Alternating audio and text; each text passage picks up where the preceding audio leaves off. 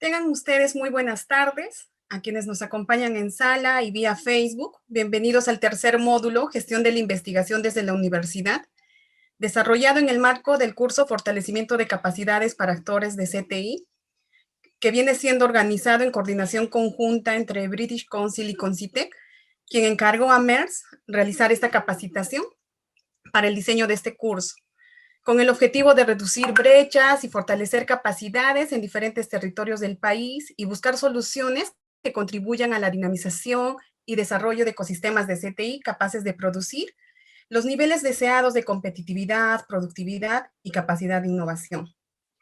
Este módulo consta de 2 sesiones, las mismas que se van a desarrollarse el día de hoy y la siguiente el 26 a la misma hora.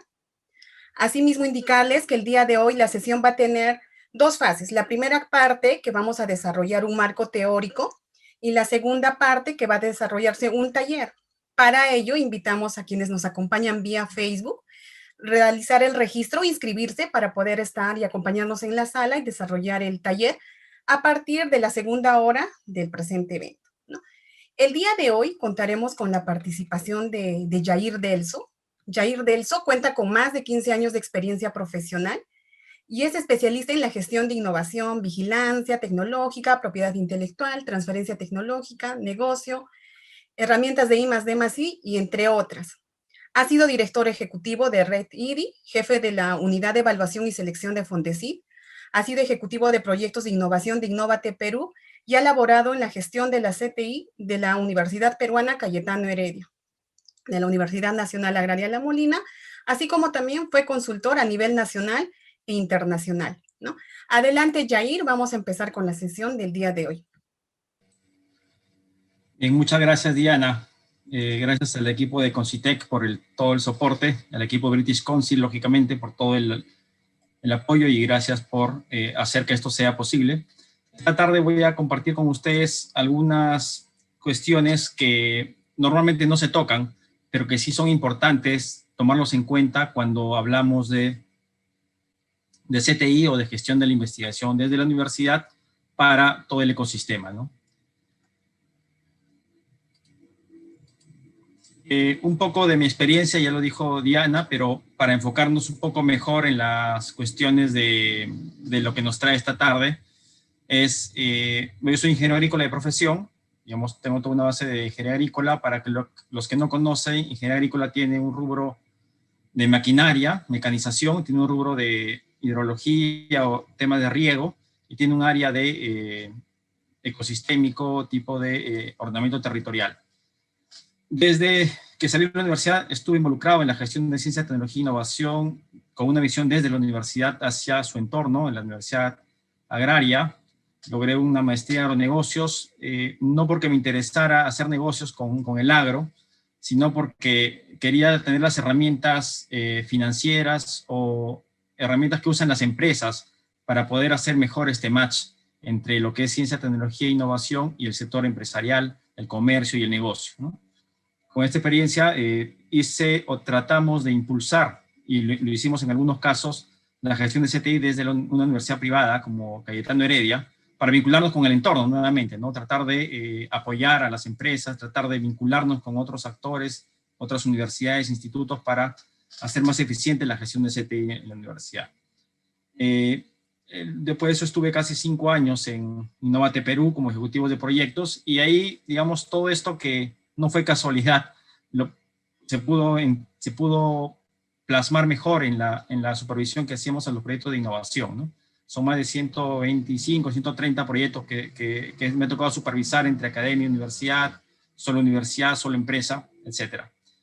Estuve por un corto tiempo en una consultora que hacía gestión de innovación empresarial, Innovivir. Esta ya no existe, pero digamos, logramos formular varios proyectos de innovación también con universidades incubadoras también.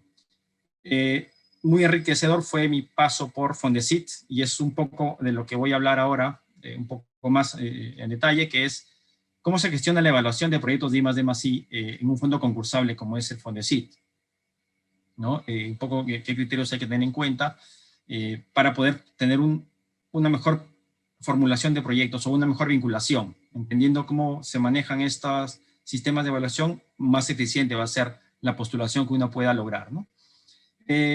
Estuve también en la red IDI, como mencionó Diana, haciendo vinculación desde la academia para la empresa.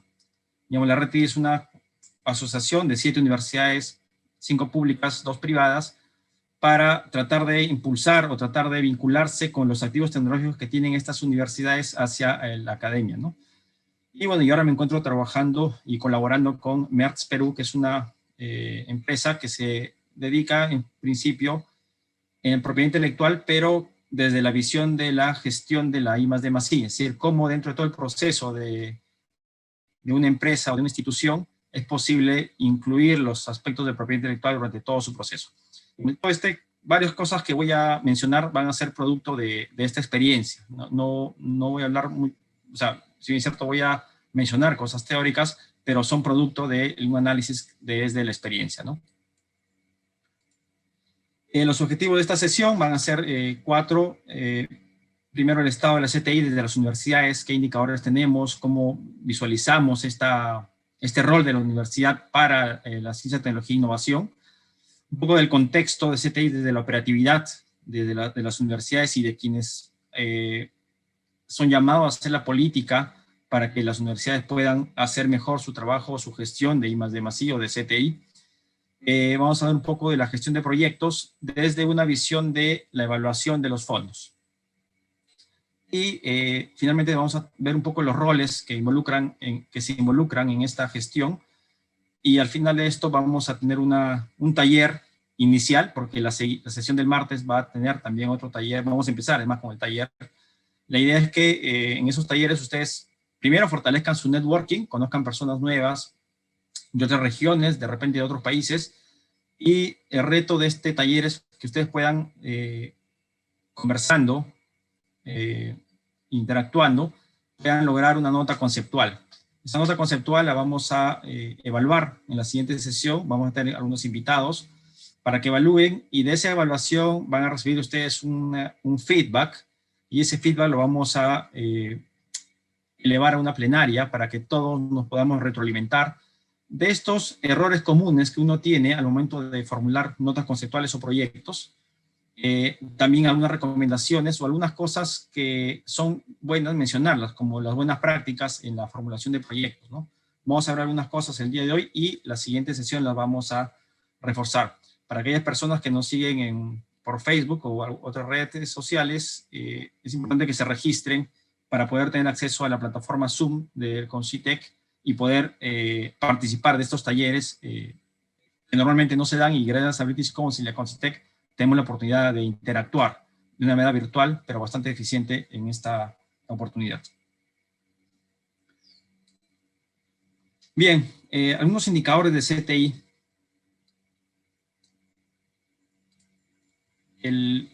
Digamos, la sesión de ayer mencionamos algunos indicadores más relacionados a la gestión o el tipo de CTI desde el punto de vista frío, números fríos. Y ahora vamos a ver algunos indicadores que nos van a llevar a pensar cómo las universidades están manejándose o qué están produciendo las universidades. Esto que ven en pantalla también es producto del Censo Nacional de Investigación y Desarrollo de 2016. Es nuevamente la información vigente actual, donde nos indica cómo se distribuyen los proyectos de investigación, ¿no? Investigación básica, investigación aplicada o desarrollo tecnológico e innovación. Claramente vemos un equilibrio mayor, un porcentaje mucho mayor en proyectos de investigación básica e investigación aplicada, y poco desarrollo tecnológico. Digamos, no vamos a discutir si es que es necesario apostar más por el desarrollo tecnológico o menos por la investigación básica o más por la aplicada o viceversa. Lo que quiero mostrar es cómo estamos actualmente ahora y qué es lo que desde la universidad, con la vinculación con otros actores, queremos lograr.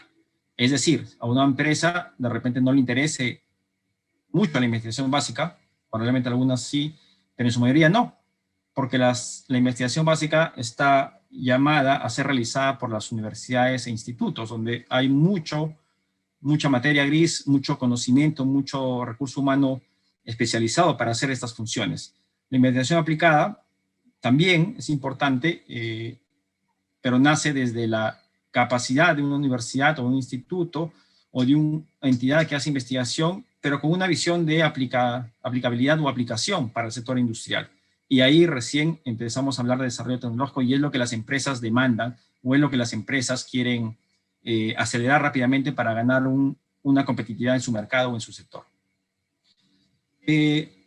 Las áreas de conocimiento, digamos, acá lo curioso es que siempre ciencias sociales tiene un mayor porcentaje de proyectos que han sido financiados o iniciados, ¿no? Seguido de las ciencias naturales, ingeniería y tecnología, ciencia médica de la salud, ciencias agrícolas y humanidades. El análisis que deberíamos hacer es cómo es que esta distribución de los proyectos de investigación iniciados corresponden al conglomerado empresarial o a las entidades con las cuales una universidad se vincula. No, si hablamos de ciencias sociales, digamos, ¿a qué empresa le puede interesar resultados de ciencias sociales? Lo curioso es que ciencias sociales o los resultados de investigación de ciencias sociales son muy utilizados por muchas empresas. No sé, todo el mundo conoce o hemos oído hablar de Big Data. Mucha información de cómo se movilizan las personas, qué cosa compran, son indicadores que se pueden determinar o son proyectos que se pueden realizar con las ciencias sociales para entender mejor el movimiento de un grupo de personas o de un ámbito geográfico y eso tener después una repercusión en la toma de decisiones empresariales, ¿no? ¿Qué consumen, qué comen, cuáles son predilecciones por rangos de edad, qué usa para movilizarse a las personas, cuáles son sus motivaciones, etcétera? Hay una serie de indicadores que nos puede dar las ciencias sociales para tomar decisiones empresariales, políticas, etcétera. Y es por eso que también muchas científicos reclaman a los políticos o a los quienes hacen políticas públicas de tomar en cuenta la evidencia científica, ¿no? Y uno de los principales llamados a eso son las ciencias sociales. Ciencias naturales, Perú es un país mega diverso, entonces la pregunta que hay que hacernos o reflexionar es ¿qué estamos haciendo en investigación respecto a ciencias naturales y qué tanto estamos apoyando o poniendo en valor nuestra biodiversidad? ¿No? Dentro de una universidad, ¿cuáles son nuestras líneas de investigación? ¿Estas líneas de investigación están alineadas a lo que realmente quiere el país o a lo que realmente aspira un país como el Perú, que es megadiverso? ¿En qué tipos de plantas, animales estamos investigando? ¿Son endémicas o no son endémicas? ¿Tienen un potencial económico importante? ¿Estoy ayudando como investigación a poner en valor esa biodiversidad? Son preguntas y reflexiones que obligan, y siempre hay que tener en cuenta esto, porque nos ayuda a plantear políticas dentro de una universidad, dentro de una institución o a nivel país, y poder establecer mejor las prioridades. Ingeniería y tecnología, en tercer lugar, bueno, eso sí es mucho más amplio, las aplicaciones que tiene la ingeniería y tecnología, y nuevamente, Perú, por ejemplo, minerales, somos un país que exporta. Casi el 50% de nuestras exportaciones están destinados o referidos a la minería o a productos minerales.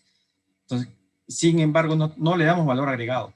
Y la pregunta es, y la reflexión también en este sentido es, ¿qué estamos haciendo con esas capacidades de ingeniería y tecnología o proyectos de ingeniería y tecnología para dar valor agregado a nuestros productos, ¿no?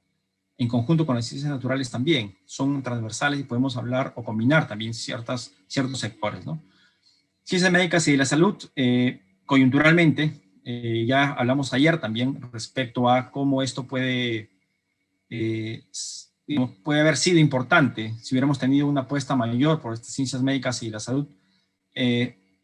Digamos, todos los países han invertido o han destinado fondos para distintas iniciativas relacionadas a la pandemia. No saben la cantidad de millones de dólares que se ha destinado en este impacto de la pandemia para ciencia y tecnología. Nuevamente, salud, educación son pilares fundamentales de una sociedad. Nuevamente la reflexión, ¿qué tanto estamos haciendo desde las carreras o de los departamentos de ciencias de la salud y médicas de las universidades para aportar a este sector con distintas líneas de investigación epidemiológicas, tecnológicas, de ingeniería, sociales, etcétera, ¿no? Ciencias agrícolas, que tiene que ver un poco con las ciencias naturales, que estamos haciendo también ciencias naturales, ¿no? Agrícolas, perdón, nuevas variedades vegetales, el estudio de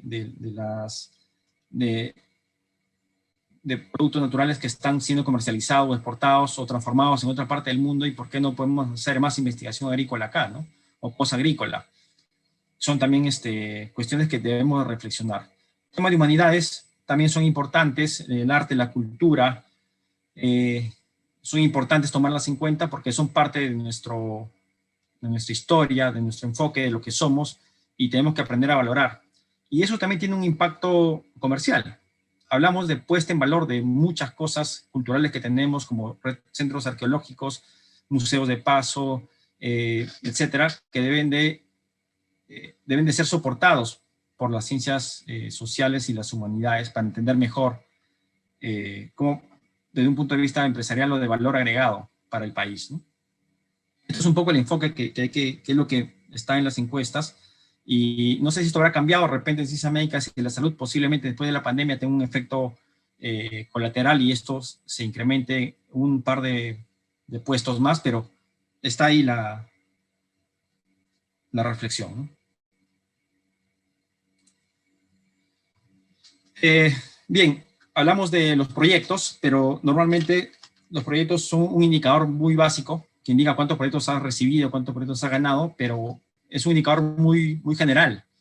Digamos que no tendría tanto valor si comparamos un proyecto evaluado y financiado en Perú versus un proyecto evaluado y financiado en Reino Unido, o un proyecto evaluado y financiado en Colombia, Ecuador. Cada entidad, cada país puede tener su propia regla de juego, y esto hace que un proyecto por sí solo pueda ser más o menos competitivo dependiendo cómo se ve.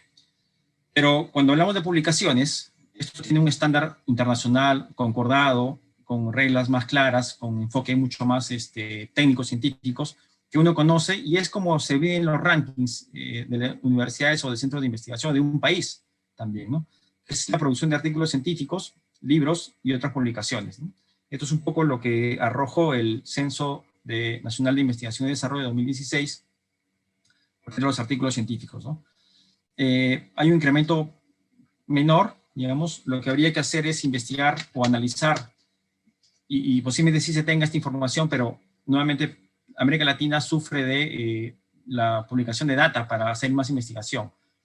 ¿Cuántos proyectos financiados por Fondesit, Innovate Perú, PENIA, PENIPA han logrado un cierto número de publicaciones científicas, y en qué revistas, en qué cuartil, de qué sector, con colaboración, sin colaboración, etcétera? Son indicadores que hay que tener en cuenta también. No solamente basta hablar con las publicaciones, también hay que tener en cuenta cómo se dieron las publicaciones, quién es el primer autor, etcétera. Hay una serie de indicadores bibliométricos que ayudan a analizar y ayudan a tomar decisiones para una mejor gestión de los proyectos, que son la matriz o la fuente de publicaciones posteriores, ¿no? O las tesis de maestría, doctorado también.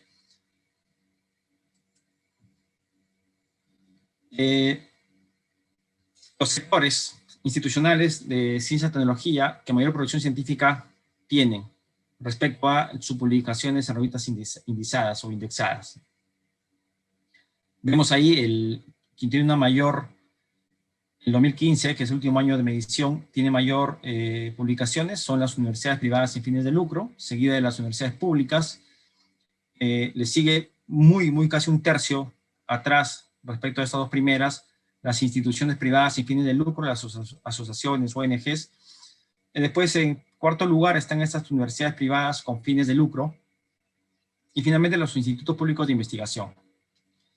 Hay un análisis bastante especial que habría que hacer acá, que es las universidades privadas sin fines de lucro, cuánto de sus ingresos invierten en la producción o en la generación de artículos científicos a través de proyectos o actividades de I+D+I. Lo mismo las universidades públicas, cuánto de su presupuesto destinan para actividades de I+D+I, excluyendo lógicamente las académicas, solo lo que es relacionado a I+D+I o CTI, para lograr este número de publicaciones o este ranking de publicaciones. Entonces, esos ratios son importantes medirlos porque también de alguna forma indican la eficiencia que tienen, ¿no? O sea, si yo invierto en un proyecto 300.000 soles y por cada proyecto de 300.000 esta universidad me da 3 artículos científicos versus otra universidad que le doy la misma cantidad de dinero y solo me arroja una publicación. Hay que ver esa eficiencia, hay que ver también en qué revistas se han publicado, qué cuartil, si ha sido con primer autor, han sido coautores, con qué instituciones. Hay una serie de indicadores bibliométricos que es importante medir también siempre. Hay una corriente que no les gusta ver tanto las publicaciones y prefieren publicaciones sí, pero acceso abierto. Hay otras que prefieren Simago, otras que prefieren Web of Science, etc. Hay una serie de discusión respecto a los indicadores, pero al fin de cuentas lo que interesa es cuántas revistas tienes publicadas en base de datos indizadas. Y eso es el indicador internacional. Por más que haya corrientes, se sigue utilizando UNESCO, RICIT, CONCITEC, se siguen utilizando estos indicadores para ver la eficiencia de la inversión en CTI, ¿no?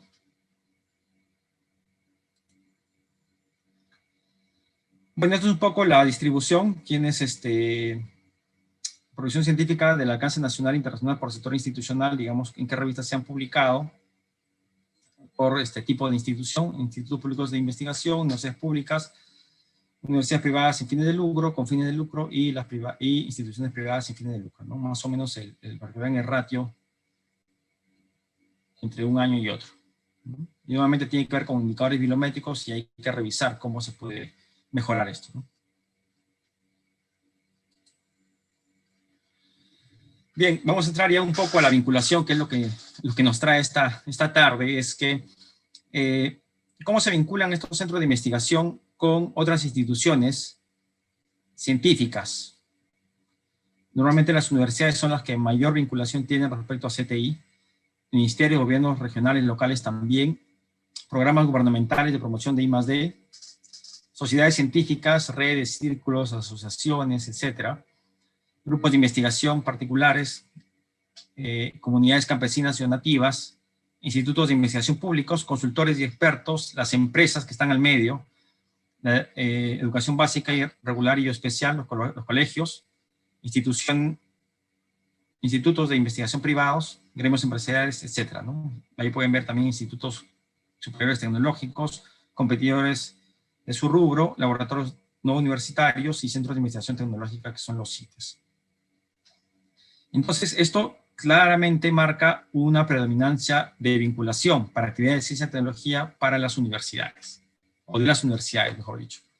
Y eso es importante tenerlo en cuenta, ¿no? Las universidades ocupan siempre, en primer lugar, como referente de acceso para vincularse y hacer actividades de I+D+I o de CTI. Esto es algo que vimos ayer también, que es, digamos, hay mucha capacidad en las universidades, en los institutos, en los centros de investigación, hay doctorado, gente con mucha experiencia. ¿Y por qué razón entonces no tenemos más artículos, más patentes, más tecnologías, más vinculación? Entonces, esta gráfica que ven en pantalla dice como primera razón, como primera justificación por la cual no se realiza I+D, es la falta de recursos financieros, ¿no? Importante este indicador, o sea, ¿qué está pasando? Hay muchas ideas buenas, pero no hay financiamiento, ¿no? Eso es lo que nos da este gráfico. Más adelante vamos a ver cómo hay una dicotomía respecto a otros indicadores, ¿no? Desconocimiento de fondos que financian I+D es un tema de acceso, de saber dónde está la información. Digamos, en esto sí, CONCITEC y Fondesit han hecho un esfuerzo enorme por facilitar sus redes y hacer eventos como este. Ya empiezan también los martes y jueves del postulante, tratar de vincularse con otros actores como cámaras de comercio, como entidades gremiales, empresariales, etc., para que la gente conozca y sepa que existen fondos para poder hacer investigación y desarrollo. La pandemia también ha tenido ese efecto positivo de que ponga la ciencia, al menos en el debate, y las empresas hablen de tecnologías, hablen de las fase 1, fase 2, fase clínica, de una vacuna, en qué es eso, qué es un comité de ética.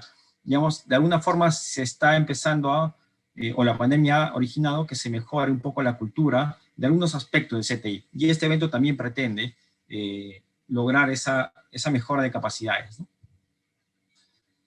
Falta o deficiencia de coordinación dentro de las instituciones con otras instituciones.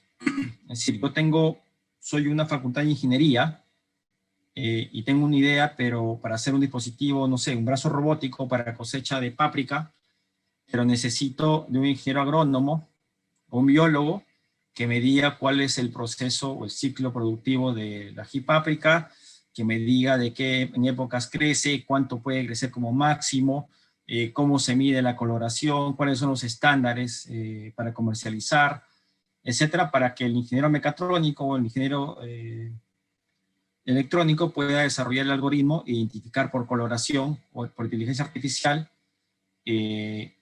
esta cosechadora automática, ¿no? Entonces, si hay una idea de esas y no se encuentra el partner, ¿a dónde debe de ir una persona que tiene una idea pero siente que necesita de otras capacidades? Digamos, hay un repositorio que se está trabajando ahora con CONCITEC, que es el Observatorio de Ciencia y Tecnología, que ayudaría a identificar entidades para poder hacer mejor, más efectiva la vinculación. Hay una plataforma Vincúlate, que de una forma pone también este repositorio para saber quién es quién. Pero nuevamente es difícil encontrar personas que sabemos que tienen capacidades para hacerlo, para que me acompañen en cierta actividad, ¿no? Eso es importante también saberlo y saber a dónde recurrir, ¿no? Vamos a ver más adelante qué instituciones o qué unidades dentro de las universidades están llamadas a eso. Falta de personal calificado, un 21.3% en las universidades o institutos. Falta de infraestructura física adecuada, laboratorios de alta tecnología, equipos mayores que le llaman, es decir, que equipos que hagan mucho más análisis que sirvan para soportar otras investigaciones de mayor impacto, de mayor envergadura, colaborar con otras instituciones extranjeras también, o dar servicios a las empresas también, ¿no? Falta de independencia administrativa, es decir, una razón por las cuales no se hacen I+D es porque en universidades, sobre todo en universidades e institutos públicos, la carga administrativa del coordinador o del investigador principal es bastante desgastada por los temas administrativos. Y no es que el investigador líder o el coordinador del proyecto decida por sí solo, tiene que pasar, como muchos de ustedes sabrán, aquellos que nos acompañan de instituciones públicas saben que tiene que pasar por un proceso propio de la institución y mezclan la parte administrativa de un proyecto de innovación o de investigación con la parte administrativa regular. O sea, y eso no debería darse. Ya hay muchos cambios en universidades, pero deberíamos de aprender a diferenciar, que las entidades o las unidades dentro de las universidades e institutos aprenden a diferenciar que un proyecto de investigación no puede esperar estos temas burocráticos. Más aún cuando se tienen investigaciones con seres vivos. No es posible meter un termómetro, un equipo de laboratorio para un proyecto, junto con la orden de compra de papel bond para las fotocopias, por ejemplo. No debería tener ese mismo nivel. Lógicamente, desde el punto de vista del gestor o del contador o del administrador es lo mismo, no es un bien. Pero si estamos en una universidad o un instituto público, el core de la universidad o el instituto o uno de los core business de la universidad o del instituto es hacer investigación. Por lo tanto, todas las actividades que refuercen esa función de investigación o de desarrollo de innovación deben de estar soportadas por otras entidades dentro de la misma institución.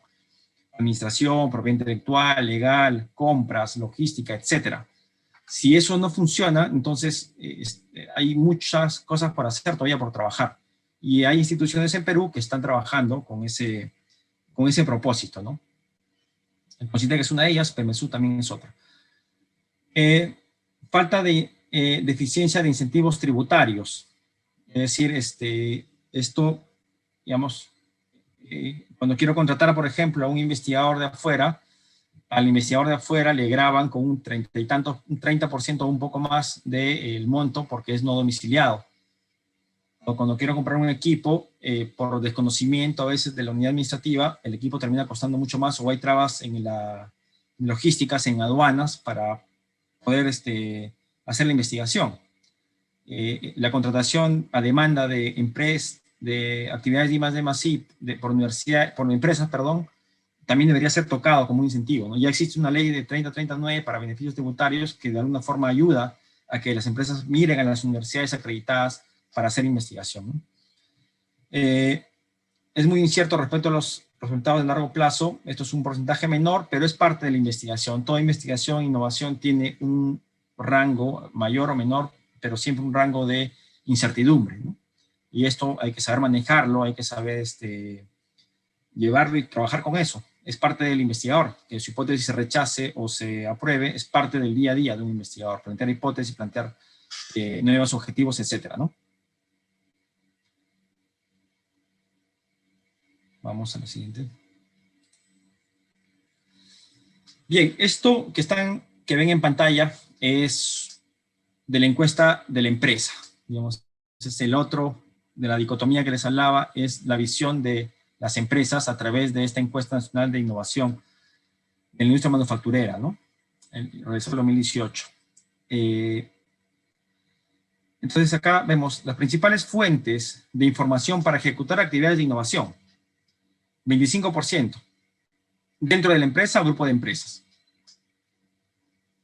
Y esto, la reflexión que hago es, o que deberíamos hacer es, ¿por qué las empresas no abren su panorama a las universidades o institutos, que son los que tienen la mayor cantidad de capacidades o de información científica, técnica para resolver problemas?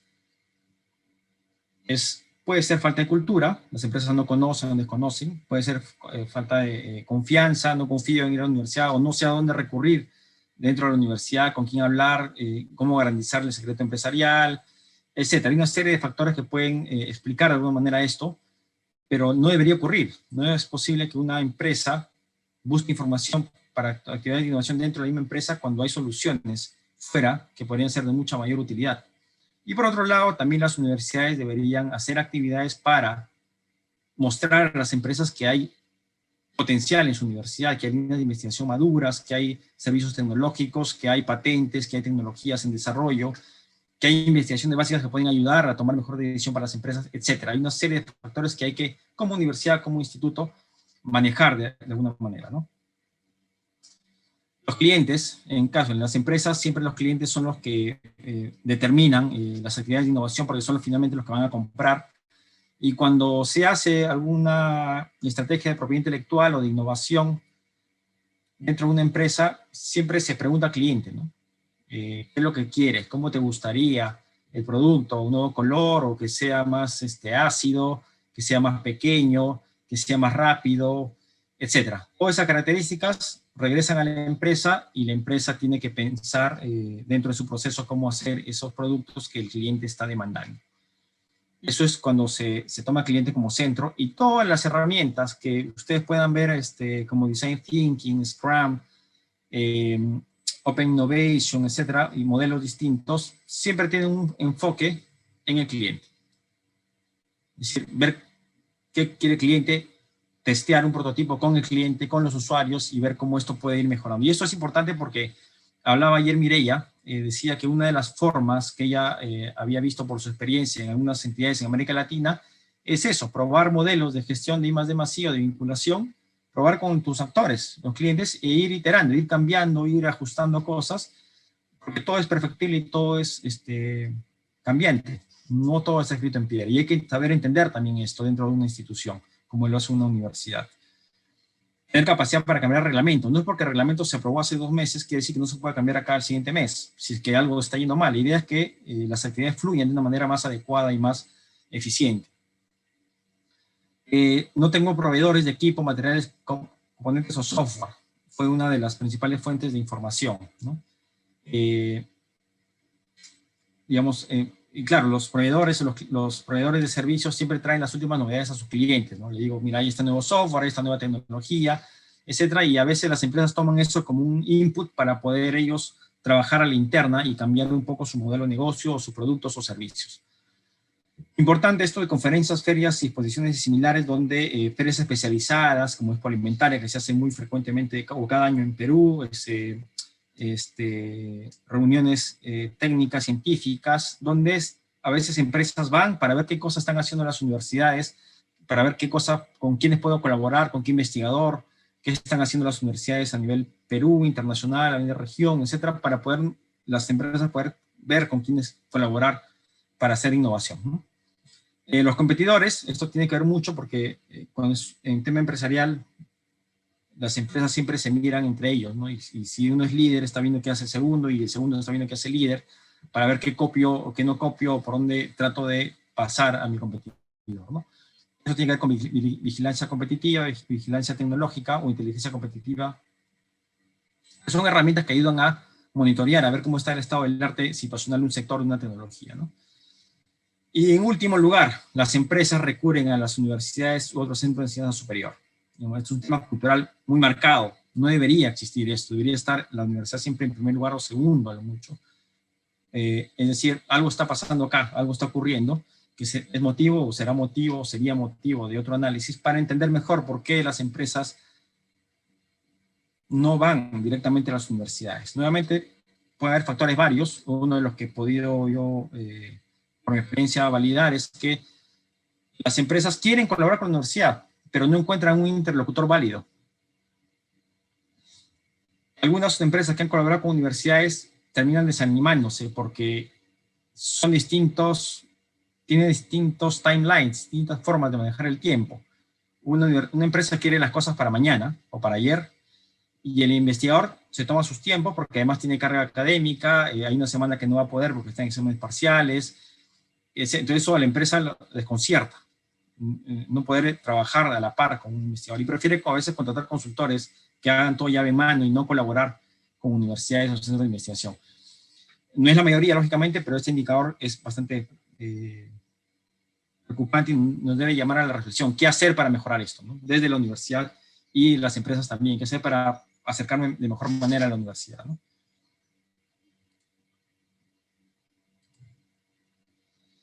Bien, vamos a ver un poco de los fondos concursables.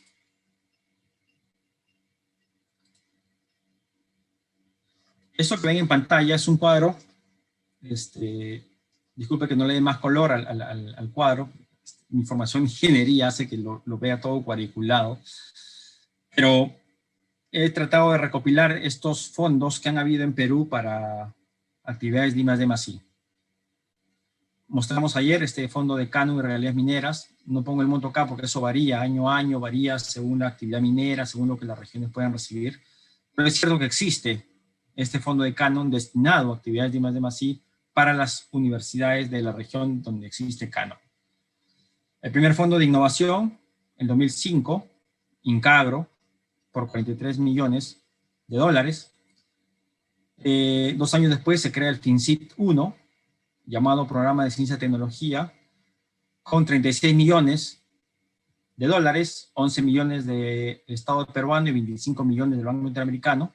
Se llamó FinCit. 2 años después se crea Fidecom, que es el Fondo de Investigación y Desarrollo para la Competitividad, con $60 millones. Esto depende de PCM, y se adjudicó, se le dio para su ejecución al FinCit.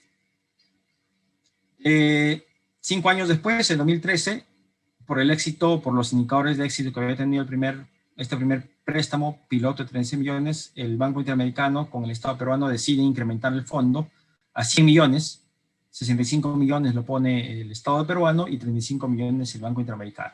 Esto es gestionado por PCM y se lo dieron a FinCit para la administración. En 2013 se crea también el FOMITEC, que es el Fondo Marco para la Innovación, Ciencia y Tecnología, por $80 millones. Esto se reparte entre Produce, o sea, FinCit, o Innovate Perú es ahora, y la PCM a través del Fondecit, ¿no? Entonces hay varios concursos que han salido por estos fondos también, ¿no? Tenemos a Fondecit, creado por ley en el 2014, adscrito al CONCITEC. No pongo el presupuesto acá, pero cada año hay un presupuesto que se asigna a Fondecit para los concursos que ustedes ya conocen, y lo que nos ven de otras partes de la región en otros países pueden entrar a la página de fondecit.gov.pe para poder ver los concursos que hay y los fondos que se están destinando, ¿no? Y compararlo con sus países, con sus regiones, a ver cómo estamos avanzando, dónde podemos colaborar, porque hay convocatorias que permiten la participación de entidades externas al proyecto o a la entidad local, ¿no? En 2015 se crea el PENIA, Programa Nacional de Innovación Agraria, por $176 millones. Digamos, esto financiado en 2 componentes, uno por el BID, por el Banco Mundial, 40 millones cada uno, y el Estado peruano logra poner $96 millones para poder fortalecer o mejorar las capacidades del PENIA, ¿no? del SNIA, del Sistema Nacional de Innovación Agraria. 9 años después del FinCit 1, se lanza o se adquiere otro fondo, se concreta otro fondo llamado FinCit 3, que ahora le cambian de nombre y se llama Mejoramiento del Nivel de Innovación Productiva a Nivel Nacional. Se llama el proyecto del FinCit 3. Esto tiene 100 millones de dólares nuevamente, 60 millones por parte de Perú y 40 millones del Estado peruano.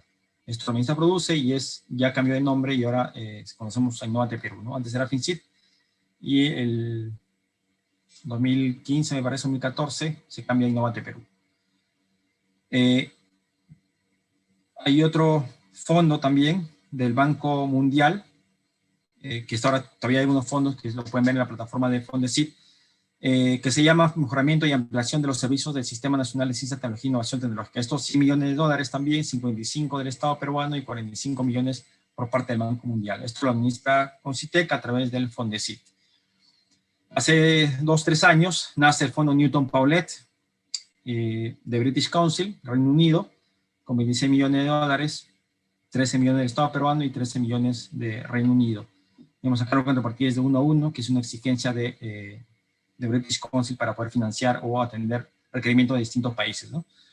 Y el último fondo es el PENIPA, Programa Nacional de Innovación en Pesca y Acuicultura, 2017, con 120 millones de dólares, 80 millones del Banco Mundial y 40 millones, perdón, 80 millones del Estado peruano y 40 millones del Banco Mundial. Esto lo administra el PENIPA, adscrito al Ministerio de la Producción, produce. Lógicamente, estos fondos que ustedes ven acá es el total de financiamiento. Hay que descontar una parte que son para gastos corrientes, como el alquiler del local, la fotocopiadora, la planilla, en algunos casos el pago de evaluadores, el pago de un sistema de software de postulación, etcétera, ¿no? Pero digamos, todo va para hacer más eficiente o fortalecer las capacidades de CTI de las instituciones que están dentro del ecosistema peruano. Esto sin contar el canon y sin contar lo que tiene Fondesit anualmente, siendo 844 millones de dólares que se ha invertido más o menos, porque ahí no estamos considerando, como dije, canon minero ni tampoco lo que recibe el Fondesit, ¿no? Es un monto bastante importante si los ves en retrospectiva y si se suma. Sin embargo, como vimos ayer, estamos lejos de alcanzar un promedio a nivel de América Latina, un promedio dentro de la media de América Latina o de la Alianza Pacífico, y ni qué decir con países de la OECD al cual aspiramos llegar en el corto plazo, ¿no?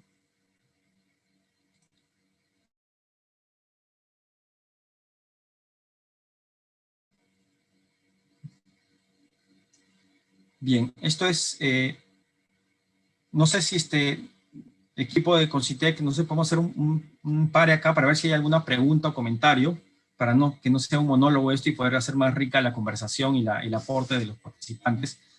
Si alguien de los participantes quisiera escribir por el chat alguna pregunta o levantar la mano si quiere hacer alguna pregunta, sí les pediríamos por favor que las preguntas sean puntuales y algún comentario que aporte a la discusión de estos indicadores que he presentado hasta ahora antes de seguir con la presentación.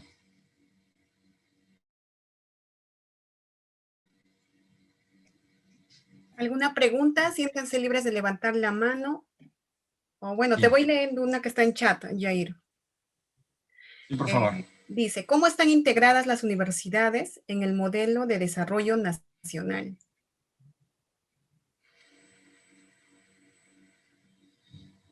Hay dos frentes que ver cuando uno habla de integración de universidades en instrumento que se puede diseñar, ¿no?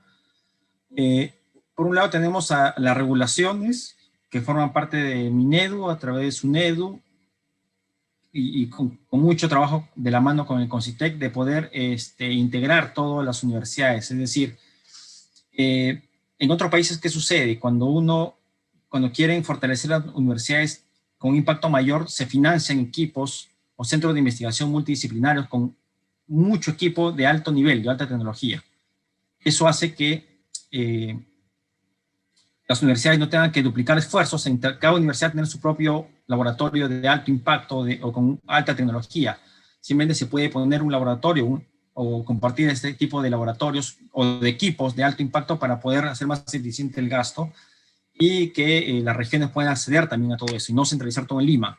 Es decir, si hay, por ejemplo, no sé, un equipo de alta tecnología para hacer genómica funcional o genómica molecular, etcétera. Podríamos poner por regiones este tipo de equipos de alta tecnología para que las universidades de la región puedan establecer ahí sus propias investigaciones colaborativas entre universidades, ¿no? Eso es por parte de políticas públicas, que hay que ver cómo se diseña el instrumento, etcétera. Y por otro lado tenemos la propia regulación o la propia coordinación de las universidades, ¿no? La red TID es un ejemplo, se juntan universidades para un fin. Hay varias redes, la REDISUR, la Red Universidad del Sur, que se juntan universidades del sur del Perú para poder hacer actividades en conjunto. Está la RPU, Red Peruana de Universidades. Existen una serie de asociación de universidades para distintos fines, pero si se juntan universidades y los fines de la universidad son enseñanza, investigación y proyección social, todo debería caer en esos tres ejes fundamentales. Entonces, ¿por qué no empezar a crear redes regionales o redes con una línea de investigación clara, ¿no? Por ejemplo, crear una red de mecatrónica, donde esté, por poner un ejemplo, universidades que sean líderes en mecatrónica o que tengan publicaciones en esa línea de investigación, la UNI, Católica, San Marcos, etcétera, ¿no? Y por la UNSA, la UNSAC en regiones que tienen capacidades que pueden soportar y hacer en conjunto un impacto mucho mayor en proyectos y, y postular no solo a fondos concursables. Esa potencia de juntar 2 o 3 universidades con mucha potencialidad en una línea de investigación hacen o harían que estemos pensando en postular ya fondos internacionales donde piden ese nivel de capacidad, ¿no? Eso son esos dos rubros que hay que tener en cuenta, la parte regulatoria o la parte de política pública y la parte de autorregulación, o yo mismo me pongo de acuerdo con mis pares para poder hacer esa integración de entidades, ¿no? Yair, acá hay una pregunta de Omar Delgado. Dice que si con todo el monto en inversión, el impacto en número de emprendimientos apoyados y de generación de empleo son los esperados y justifica todo lo invertido. Sí, lamentablemente no existe. Ok, adelante, Yair.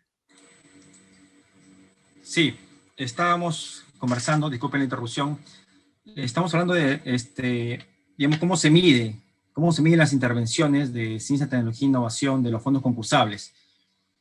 El proyecto está bien, los proyectos están bien, pero hay una serie de indicadores después. Pero cuando hablamos de cosas sostenibles o situaciones de sostenibilidad respecto a la CTI, eso involucra, como dijo la persona que hizo la pregunta, en cuánto empleo generas, cuántas tecnologías desarrollas, cuánto más incrementas la producción de una empresa, la exportación de una empresa, cuánto más, más de renta generas, etc. Hay una serie de indicadores que van un poco ya con los indicadores que conocemos normalmente en una industria o un país. Y eso tiene que ver con los estudios de impacto. Es decir, estaba hablando del caso de una universidad con una empresa que van para un fondo concursable. Innovate, por ejemplo, gana un proyecto, termina el proyecto, lograron la solicitud de una patente, lograron 2 artículos científicos, una tesis de pregrado y una tesis de maestría. ¿Okay? Eso está bien como resultado, es perfecto como resultado. Pero si vamos más allá, yo regreso a la empresa después de 3 años y le digo, ¿esa patente que solicitaste te la adjudicaron? No, la abandoné, porque ya no tengo a alguien que me exija que siga manteniendo la patente, que era el fondo concursable. ¿Y esta universidad con la que colaboraste sigue manteniendo algún vínculo? No, terminó el proyecto y nunca más tuvimos mayor contacto. El prototipo que desarrollaste, el desarrollo de la tecnología que hiciste, ¿la estás usando? No, ya la desechamos y no funcionó, nunca lo utilizamos y quedó ahí. Entonces, eso es lo que lleva a la sostenibilidad de los proyectos de innovación o de investigación. ¿Qué tan sostenibles estamos haciendo la vinculación? Hay un incentivo perverso que es de los fondos, que es decir, cuando hay dinero, todos colaboramos, todos nos juntamos, todos hacemos el proyecto.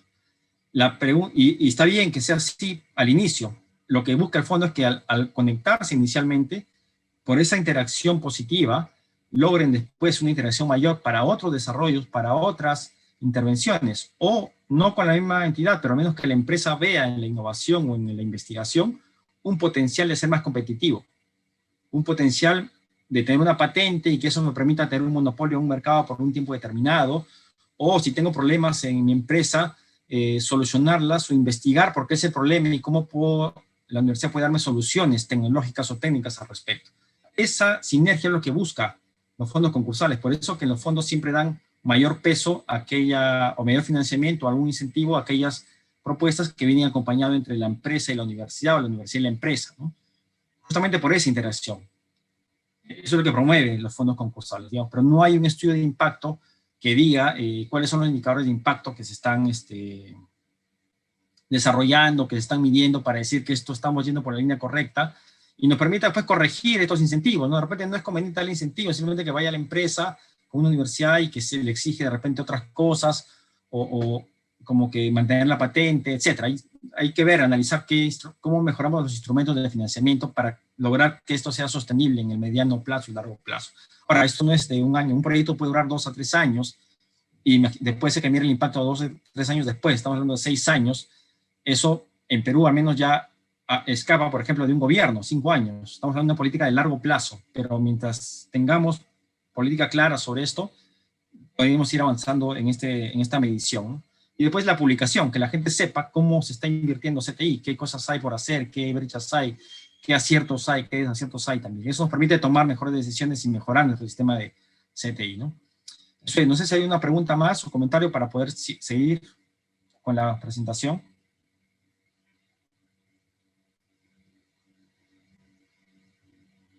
Bueno, acá hay una pregunta de César Coasaca. Dice, ¿cuáles son los esfuerzos que están realizando para mejorar la relación entre universidades y empresas para conseguir innovación real?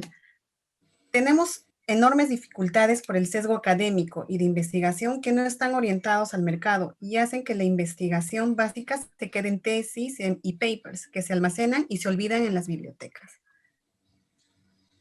Sí, eso es una cuestión que no solo pasa en Perú, pasa en todos los países de América Latina y en todos los países del mundo. Siempre hay esa falta de interacción o falta de entendimiento, porque hablamos distintos idiomas. El académico habla un idioma distinto al empresario. El empresario no entiende cómo funciona la investigación, que hay que hacer una hipótesis, hay que validar, hay que hacer varias muestras, la parte estadística validada para que pueda tener mayor sustento. Y por otro lado, el investigador o el científico a veces no entiende a la empresa. No entiende valor ganado, core business, la tasa interna de retorno, cosas de propiedad intelectual, confidencialidad, a veces no se entienden, y esas cosas hacen que la comunicación no sea la más óptima en un inicio. Y para eso existen una serie de mecanismos. Uno son los gestores tecnológicos, que son personas o empresas que hacen esta traducción entre lo que la empresa quiere y la universidad demanda. Pasa de cuando tiene un enfoque de demanda, la empresa dice, tengo un problema, por ejemplo, tengo una empresa que hace papel, y dice, tengo muchos problemas con los residuos de mi producción de papel. Tengo muchos lodos de papel y que eso los boto a un relleno sanitario, pero me cuesta, boto 7, 8 toneladas al mes y tengo que pagar el flete de la empresa acreditada para que lleve al relleno sanitario y me deshaga de esos lodos. ¿Ok? Entonces, si la empresa tiene ese problema, en primer lugar no sabe a dónde ir. ¿A quién voy? ¿Qué universidad? ¿O qué carrera me puede ayudar? ¿Qué laboratorio me puede ayudar? Tengo que buscar un ingeniero industrial, a un ingeniero químico, físico aplicado, un físico aplicado. ¿A dónde voy? No sé a dónde ir. Eso también, entonces, pero si una universidad hace difusión, busca espacios para decir a la empresa, mira, yo tengo capacidades, tengo laboratorios para hacer análisis de lodos, he hecho investigaciones en tratamiento de plantas de lodos, he hecho proyectos o tengo tecnología para hacer briquetas de lodo, de papel para la industria, no sé, para quemarlos en la industria, no sé, farmacéutica, para hacer hornos, qué sé yo, calderos, ¿no? Tengo esa tecnología.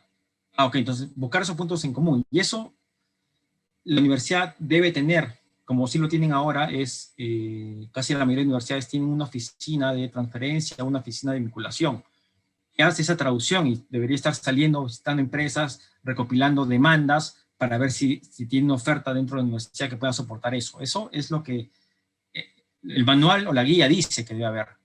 Algunas universidades lo hacen de manera muy eficiente, pero en su mayoría creo que en Perú estamos en esa línea de formar capacidades. Y este curso justamente tiene esa una de esas misiones como objetivo, ¿no? Darles estos inputs para que ustedes puedan mejorar sus capacidades de formulación y entiendan el ecosistema y saber dónde se ubican.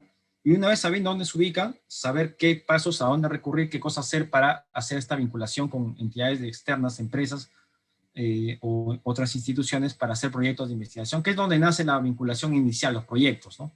Lo demás es ya un poco más de entendernos, ver los resultados de la universidad, etcétera. Pero sí, lo que tú dices es cierto, un investigador no debería ir a la empresa, salvo que sea un investigador que sí entiende muy bien todo el argot o la jerga de la empresa, sabe un poco de finanzas, sabe cómo vender, sabe presentar la investigación, etcétera, ¿no? Para eso están los gestores, ¿no? No es función del investigador. Lo pueden hacer algunos que quieran, pero la función de eso es de la universidad, que tenga una unidad que le dé soporte a esto. Y con CITEC lo que he hecho en estos últimos meses es tratar de que estos gestores estén más activos, tratar de empoderar a las oficinas de transferencia, a las oficinas de gestión, de investigación, de innovación, de promoción de la investigación para esto. Y para terminar, la respuesta es, una universidad debe dar todo el soporte al investigador para esta vinculación, empezando desde hacer vigilancia de los fondos concursales que hay, leyendo los requisitos, las bases, invitando a investigadores que saben que ellos que tienen potencial para hacer estos proyectos, buscar empresas de vinculación o para hacer estos proyectos en conjunto, revisar los acuerdos de propiedad intelectual. Si una empresa quiere ir con una investigación con la universidad, debe quedar clarísimo la propiedad intelectual, porque la empresa va a querer todo para ellos, y la universidad ha invertido y también tiene, lógicamente, una parte de ese conocimiento y es dueño de ese conocimiento y no es gratis tampoco, etcétera. Plantear indicadores en el proyecto, indicadores de colaboración para hacer esto más eficiente. Sí, son cosas que hay que trabajarlas, ¿no? Pero es la universidad, a través de sus unidades, que tiene que dar el soporte al investigador. O si el investigador trae alguna empresa, sentarlo con el responsable para hacer esta sinergia mucho más adecuada, ¿no? Eso es lo que diría en respuesta a esa pregunta, Diana. Ok, gracias, Jair.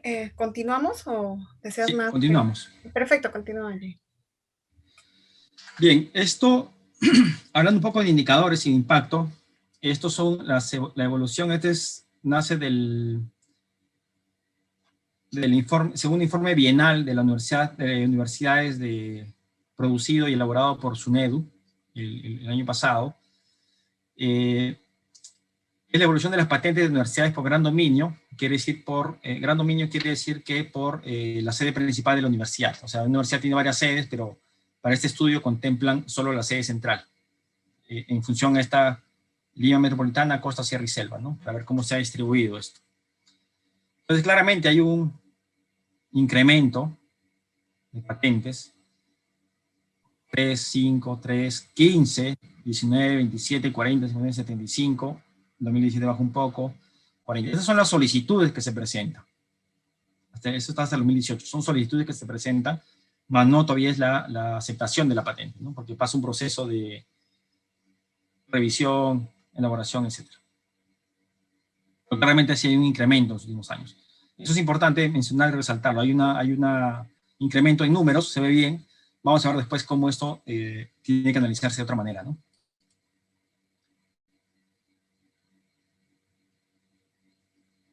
Vamos a ver la siguiente slide.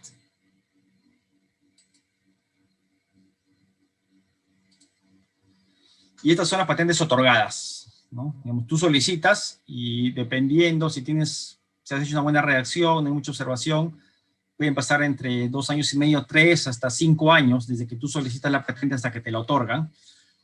En Perú, ¿no? 2018, 0, 1, 0, 2011, 2, 2012, 5, 2013, 1, 2014, 3, y así vamos. Y 2014, 2015 vamos a un incremento más sustantivo, más sustancial, ¿no? 14, 22, 31, 74 en 2018, ¿no? Quien lidera estas universidades es la UNI, actualmente, la Universidad Nacional de Ingeniería.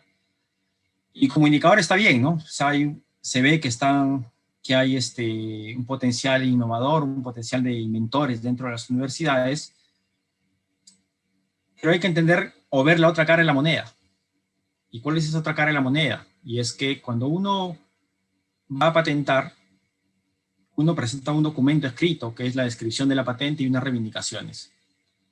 esa patente o ese documento técnico científico podría inclusive escribirse sin haber hecho un proyecto de investigación. Es decir, yo leo una patente de otra empresa, lo leo y puedo sobre esa patente misma mejorar la redacción y inventarme, es una invención, otro prototipo, otra máquina, otro proceso, que creo que funcionaría, le pongo unos indicadores y podría presentar esa patente, y esa solicitud de patente.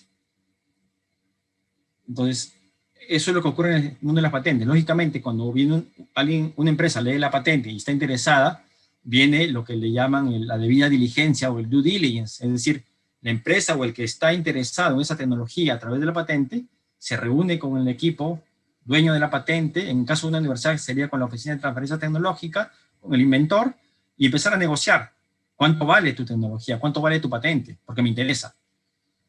Y ahí viene un poco la transferencia tecnológica, es decir, hay varias formas de hacer esto, o te la compro toda y no necesito capacitación tuya ni nada, o quiero que me la licencies, quiero utilizar tu tecnología, pero tiene que haber un proceso de transferencia, es decir, que venga el inventor o los inventores y lo que dice en tu patente lo hagan en vivo y en directo, en mi empresa, en mi proceso. Si yo descubrí o inventé un proceso para hacer más eficiente la extracción de oro sin mercurio, bueno, me interesa esa tecnología, quiero que la implementes acá en mi empresa, en mi planta. Y ahí a veces nace también, o existen muchas malas experiencias, ¿no? En las cuales la empresa dice, no, no es lo que tu patente decía, estás muy lejos de tu patente que funcione en mi empresa, en mi planta, etcétera, ¿no? Entonces ahí vemos algunas patentes también que no tienen mucho valor. Y es por eso que entramos a medir. Cuando vemos las patentes, está bien el indicador cuántas patentes tienes, pero la segunda pregunta que haríamos o tendríamos que hacer es cuántas de esas patentes o tecnologías las has licenciado, las has vendido. Y ahí, no sé, hay universidades que sí tienen casos de éxito respecto a la transferencia tecnológica de patentes o al licenciamiento, pero son poquísimas, son escasas de lo que yo he podido conocer. Digamos, y es el siguiente paso, ¿no? Antes teníamos 2008, 2009 teníamos 0 patentes de universidades, ahora vamos creciendo, pero ya estamos en otro nivel, y el siguiente nivel sería transferir esa tecnología, venderla, comercializarla, ponerla en valor, o con esa tecnología formar o crear un spin-off, que es una empresa de un investigador, o una startup, una persona que con esa tecnología puede crear una empresa, y con esa empresa venderle esos productos, o vender los servicios, etcétera, ¿no? Hay varias formas también de explotar comercialmente hablando las tecnologías a través de las patentes. Y eso es lo que hay que entender. Como gestores o como inventores hay que entender eso. No es la patente por la patente. No puedo tener 5 patentes y nunca las he transferido. ¿Y por qué es importante ver esto? Ya para finalizar con esta idea es que mantener una patente no es tan barata. Hay que pagar una anualidad anual y mantener la patente siempre, porque si no pago la tasa anual, se declara desierta, abandono, y esa tecnología es liberada y puede ser utilizada por cualquier persona en el mundo, ¿no? Eso es. Vamos a la siguiente. Bien, dicho todo esto, vamos un poco a hablar de la política de CTI. Coyunturalmente, además, estamos en un proceso, o un potencial proceso de cambio. Lo que tienen ahí es un documento que elaboró el Banco Interamericano y el título es esto: Institucionalidad Pública de los Sistemas de CTI. En unos países que seleccionó el estudio, que son los más innovadores, son los que podemos compararnos, podrían ser comparables, ¿no? Entonces, lo que ven al lado izquierdo es el nivel de política pública, un nivel estratégico, un nivel político y un nivel de implementación. De todas las cosas que hemos hablado, de fondos concursables, etcétera, es la parte de implementación. Fondesit está dentro de la parte de implementación, CONCITEC está a nivel política, estratégico está PCM, el gobierno central. Así, cada país tiene su propia forma de agrupar la estrategia, la política y la implementación, o la operatividad, si quieren llamarla. Entonces vemos acá Finlandia, tiene el Research and Innovation Council, tiene un Ministerio de Educación y Cultura, y tiene un Ministerio de Empleo y Economía, ¿no? Entre esos 2 ministerios deciden cuál va a ser la política de CTI. Y esto lo implementan a través de la Academia de Finlandia y el Business Finland. Digamos, acá hay estas 2 instituciones. Finlandia, la Academia de Finlandia relacionado para ciencias básicas y aplicadas, y el Business Finland está dedicada a financiar innovaciones para el sector empresarial.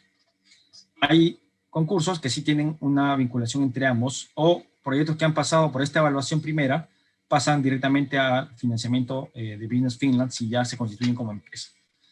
Es Reino Unido, tienen ellos algo mucho más marcado, más sencillo en cuestiones de parte política, es decir, tienen un consejo de ciencia y tecnología, tienen un departamento de economía, energía y estrategia industrial, y ellos determinan la política de implementación para UK Research and Innovation, que es finalmente quienes hacen los concursos, determinan las áreas prioritarias, determinan a quién le da más dinero, al investigador, cuánto es para equipos, cuánto es para investigación básica, cuánto para aplicada, etc. Eso lo determina la política, y ellos luego lo que hacen es implementar o traducir esta política en instrumentos que se le llaman así a los fondos concursables, o a los concursos, ¿no? Vamos a hacer más adelante algunos ejemplos. Israel tiene también esta forma de manejar su política, que es Science and Technology Committee of the Parliament. Tiene un ministro de Economía e Industria, y tiene un ministerio de Educación que tiene un consejo de educación superior. Ellos determinan, digamos, la parte política, y tienen dos instituciones o dos agencias, es la Israel Innovation Authority y Israel Science Foundation. Nuevamente una distribución o una distinción entre lo que es innovación o una visión del sector productivo y lo que es ciencia, que está llamado para la academia o los institutos públicos de investigación. Digamos, hay esas diferencias, como vemos en estos casos, ¿no? Tenemos en España, hay un Consejo de Política Científica y Tecnológica de Innovación, un Ministerio de Ciencia e Innovación, acá sí hay un ministerio, ad hoc para ciencia e innovación, y tienen dos agencias o dos órganos de implementación, que es el CEDETI, que además tiene un convenio con CITEC y Fondesit para hacer proyectos en conjunto con España y Perú, y tienen la Agencia Estatal de Investigación, que está llamada a financiar las universidades e institutos de investigación, o aquellas instituciones que hacen investigación básica.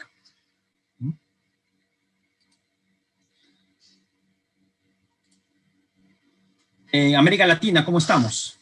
¿No? Acá podemos ver estos 4 países. Digamos, Argentina tiene un gabinete científico-tecnológico, Chile tiene un Consejo Nacional de Ciencia, Tecnología, Conocimiento e Innovación para el Desarrollo, así se le llama. Colombia tiene una Comisión Nacional de Competitividad e Innovación, y Uruguay tiene un gabinete ministerial del Sistema Nacional de Transformación Productiva y Competitividad. Eso es cómo funciona. Si ustedes ven en la referencia, pueden ver el año de creación, cuánto tiempo han tenido, qué cambios han habido en la legislación, etc. Es un documento mucho más extenso, pero para fines de esta presentación y acorde a lo que ustedes desean conocer o me interesa que conozcan, es este nivel global, ¿no? Tanto a nivel estratégico, político e implementación.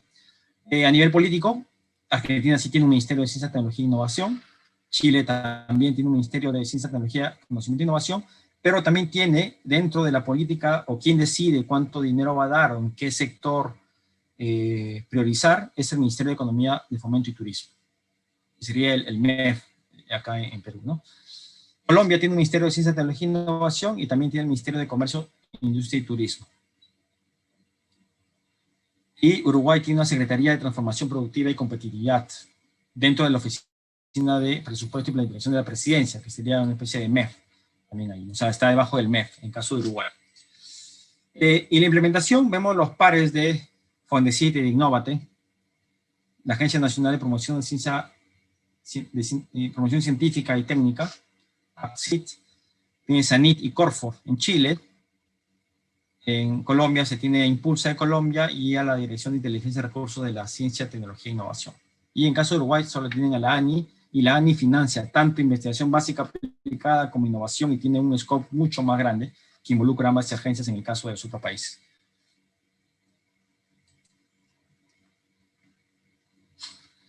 Bien, vamos a ver un poco los fondos, y esta es la última parte, penúltima parte, para antes de pasar al taller.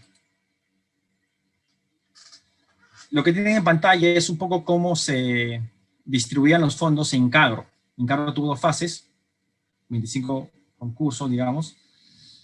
Ellos dividían entre investigación aplicada, investigación adaptativa, servicios de extensionismo y desarrollo de capacidades. Y acá están más o menos cuánto es lo que financiaban los proyectos 782.000 soles financiaron los proyectos, 3 años, investigación atractiva era 277.000 soles, para manejo, y acá arriba tienen las áreas, digamos, ¿no? Las áreas prioritarias que ellos financiaban. Y pueden ver ustedes la distribución de fondos. Pero más allá de ver el detalle de cada uno de estos fondos, lo que quiero mostrarles es que cuando se diseña un fondo concursable, cuando vemos los concursos, no es que salen por azar, o es porque la presidencia o el director ejecutivo del fondo, o la presidencia de la parte política, se le ocurre, sino que hay un estudio para ver primero, priorizar en qué sector quiero tener mayor cantidad de proyectos. Por otro lado, ¿cuánto dinero le voy a dar? ¿Y en qué porcentaje? ¿Y en cuánto tiempo? Todas esas cosas corresponden a la evidencia que hay de otros fondos en América Latina y en el mundo. Normalmente hay un estándar, ¿no? Entre 2 años, 3 años. En emprendimiento hay mucha más experimentación, hay proyectos de aceleración de 3 meses, 6 meses de alto impacto, hay una serie de mecanismos de financiamiento y cada país se autorregula según su propio ecosistema, según sus propios actores y según la brecha que yo quiera cerrar. Los fondos concursables están llamados a cerrar brechas en un sector determinado, en un área o áreas determinadas, ¿no? Pero esto un poco para que vean cómo se diseñó Incabro, que fue el primer fondo concursable de innovación en Perú, ¿no? Esto es el FinSeed, por ejemplo. FinSeed, cuando salió el primer FinSeed, o el primer Innovate, tenía investigación aplicada, desarrollo experimental, investigación adaptativa y servicios de extensión de IVA, eran sus áreas o sus rubros. Y había propuesto, hasta ahora mantiene estas líneas prioritarias, que es biotecnología, desarrollo de nuevas tecnologías, producción y reproducción, alimento, la parte agroindustrial, manejo de residuos de subproductos, captación y producción de semilla y alimentos, dieta balanceada de especies acuícolas. Esto está hecho para que el PENIPA pueda determinar cómo se hizo antes y cómo es lo que yo quiero, qué es lo que yo quiero tener ahora respecto a mis fondos concursables del PENIPA, ¿no? Lo tenía acá también, ¿no? Proyectos de 615.000 soles, 369.000, 350.000 soles, etcétera, ¿no? Y está el aporte de FinSeed y el aporte de la entidad ejecutora, distribuido 50-50, 50-50, 70-30, etcétera. Eso ya es, pero nuevamente, para diseñar esto hay un estudio detrás, hay una investigación detrás. Y finalmente, con esa información, lo que hizo PENIPA es desarrollar estos fondos 1, 2, 3 y 4, que después lo llamó en el CEREX, SFOCA, y tiene esta línea de intervención, tienen la distribución de los fondos, cuánto voy a ir para recursos humanos, cuánto para equipos, cuánto para insumos, cuánto para overhead. Esto, por ejemplo, ya se tendría con todos los fondos que se han destinado, se tendría información suficiente para reevaluar esto por sectores. ¿Qué hizo FinSeed, por ejemplo?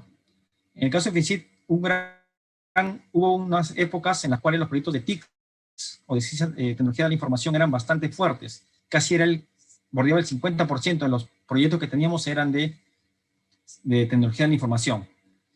Pero al proyecto de tecnología de la información se le da la misma distribución de presupuesto, es decir, 30% para recursos humanos y así sucesivamente, como pueden ver en este primero, ¿no?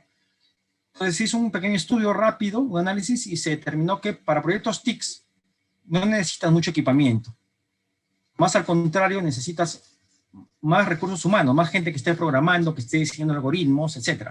Entonces, para TICs, si usted puede revisar la base de concursos anteriores, en los concursos TICs se permitía que en recursos humanos puedan gastar hasta 50% del presupuesto. Yo creo que si hacemos una distribución de proyectos por sectores, pueden haber sectores como el metal mecánica, por ejemplo, o como agroindustria, o como la parte biológica o ciencias básicas, donde se requiera mucho más presupuesto para ciertas actividades, como recursos humanos, o equipamiento, o insumos, o no insumos, solo estos equipos. Es decir, falta hacer un estudio técnico-científico con la información que ya se cuenta para poder determinar de mejor manera cuál sería la intervención para cada sector. Y de repente cambiar esto. Variar de repente el tiempo, variar los estadios de financiamiento, si es básica, aplicada o innovación, o cubrir todo en un solo financiamiento, etc. Hay una serie de cosas que se pueden diseñar con información. Nuevamente, para eso sirven los estudios de impacto, los estudios de medio término, los estudios de resultados también, ¿no? Y hay que hacer ese estudio para saber si realmente, por ejemplo, el sector metal mecánica requiere esta proporción, o metal mecánica, de repente el rubro debe ser mayor para insumos, porque se trabaja con nuevos materiales que son más caros. Por ejemplo, no sé, estoy soltando ideas de cosas que yo he podido ver y que es importante que ustedes las tengan en cuenta cuando diseñen dentro de sus universidades políticas como la de fondos concursables, con dinero de canon, o cuando postulen un fondo sepan que esto tiene una razón de ser también, ¿no? Para terminar esta parte, algunas consideraciones. Los proyectos de investigación son, y creo yo, van a seguir siendo el principal instrumento público para dinamizar o para incrementar las actividades de I+D+I. No hay otra forma, todo se hace con proyectos, con propuestas, etc. Eso permite tener indicadores, tener un tiempo determinado, destinar presupuesto en ciertas actividades, etc. Digamos, eso como instrumento, como reflexión final. Todo concurso o convocatoria debe estar alineado a promover un objetivo o cerrar brechas dentro de, quiero, digamos, cerrar mi brecha de publicaciones. Por lo tanto, destino más recursos dentro del fondo concursable para publicaciones.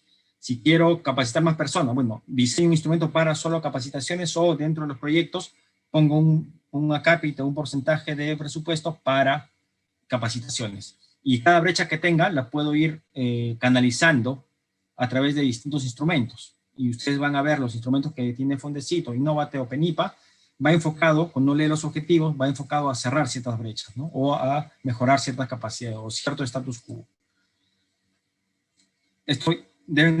Algo que se está mejorando es deben de existir distintos instrumentos de financiamiento para distintas etapas del proceso de I+D+I. No puedo meter dentro de un mismo saco un solo concurso a competir proyectos de básica con proyectos de innovación.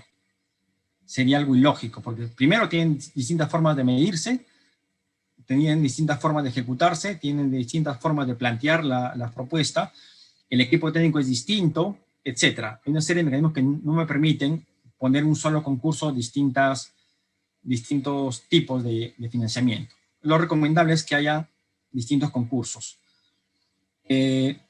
También es importante saber el público al cual voy dirigido. No voy a poder, si bien es un concurso y gana el mejor, debo pensar en aquellas instituciones que están todavía en formación. Y de repente diseñar instrumentos para aquellos investigadores que todavía están en proceso de formación o en proceso de fortalecer su carrera de investigador. No tienen doctorado, de repente solo tienen maestría, tienen pocas publicaciones, o no tienen publicaciones en revistas de alto impacto, pero tienen revistas de impacto de tipo Cielo, qué sé yo. Entonces, diseñar concursos con un monto menor para que estos investigadores puedan fortalecer su carrera o su línea de investigación. Entonces, a un investigador con mucho más experiencia, con ya manejado varios fondos, le puedo tranquilamente asignar un fondo de $500,000 porque sus capacidades me demuestran que puede hacer una buena ejecución.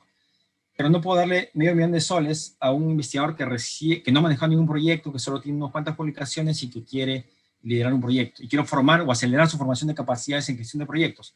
Podría diseñar un instrumento para ese tipo con un monto menor y que vaya haciendo, como decimos coloquialmente, vaya haciendo sus pininos y pueda formarse y pueda tener una mejor performance en la siguiente vez que le toque aplicar un fondo concursable. Esto va un poco con la definición o la distribución de fondos por capacidades o por qué es lo que yo quiero lograr. Acelerar capacidades, bueno, puedo diseñar instrumentos que vayan en esa línea, ¿no? Es importante este tema, un porcentaje de dinero debe estar o debería estar destinado a las actividades de gestión y acompañamiento. Normalmente un investigador, y eso seguramente muchos de ustedes lo deben de saber o han pasado seguramente por esa experiencia en las cuales ganan un proyecto, todos alegres y contentos, sacan notas de prensa, la universidad o el instituto ganó 5 proyectos, pero después de la resolución de ganadores viene una curva de aprendizaje o un desgaste en la gestión. Porque le cargan al investigador toda la parte técnica, que está bien, pero también le cargan la parte administrativa. Tiene que hacer las cotizaciones, tiene que hacer las órdenes de compra, tiene que llenar formatos, formularios de la institución para comprar un papel, un filtro, reparar el equipo, etc. Entonces, eso, y dependiendo de la regla de juego del fondo concursable, se presta más atención a veces a la parte administrativa más que a la parte técnica. y debería ser al revés. Si me estás dando dinero para hacer actividades de I+D+I, preocúpate en que esas actividades estén bien hechas. Hazme seguimiento respecto a esas actividades de I+D+I, que el informe tenga sustento estadístico, que las pruebas se hayan hecho rigurosamente, si son pruebas con humanos, que haya pasado por un comité de ética, si son temas de salud, que tenga la aprobación o me autorregule con la legislación nacional en ese sentido, etcétera. Hay una serie de aspectos que son más técnicos y eso le correspondería al investigador principal o coordinador. Pero a veces termina destinando más tiempo a la parte administrativa que a la parte técnica. Entonces eso nos obliga o nos llama a la reflexión de poder cambiar, tener este enfoque mucho más ad hoc a los investigadores de la situación de las universidades públicas, ¿no? Dilema de siempre, ¿no? Calidad versus cantidad. Eso pasa normalmente en el sector público. Es decir, me interesa tener más proyectos de investigación o tener un solo proyecto que genere mucho más impacto, que tenga indicadores mucho más importantes. O el fondo también, desde el punto de vista del fondo, ¿no? El fondo procura tener muchos más proyectos o tener menos proyectos con mayor financiamiento, pero con un impacto mayor. Entonces hay que buscar siempre ese equilibrio. Tanto los que hacen políticas públicas en el Estado, como aquellos que están dentro de la política de gestión del CTI dentro de las universidades o institutos, como también el propio investigador. Siempre sopesar esto, ¿no? Ambos son importantes, pero hay que sopesar para poder tener una línea de crecimiento más sostenible. Reglas claras y adaptadas, menos problemas con los órganos de control. A veces, por acelerar el proceso, damos pie a saltarnos algunos procesos o algunas cosas que no están claras, y después vienen los órganos de control, como órganos de control interno, auditorías, etcétera, sobre todo en entidades públicas, ¿no? Y tenemos problemas porque la fecha salió después de la orden, o el equipo llegó antes de la orden, cosas de ese tipo que la función del auditor a veces es más de policíaca que de ayuda, ¿no? Entonces dice, ¿por qué? Diga usted, señor, ¿por qué el equipo llegó antes de la emisión de la orden de compra?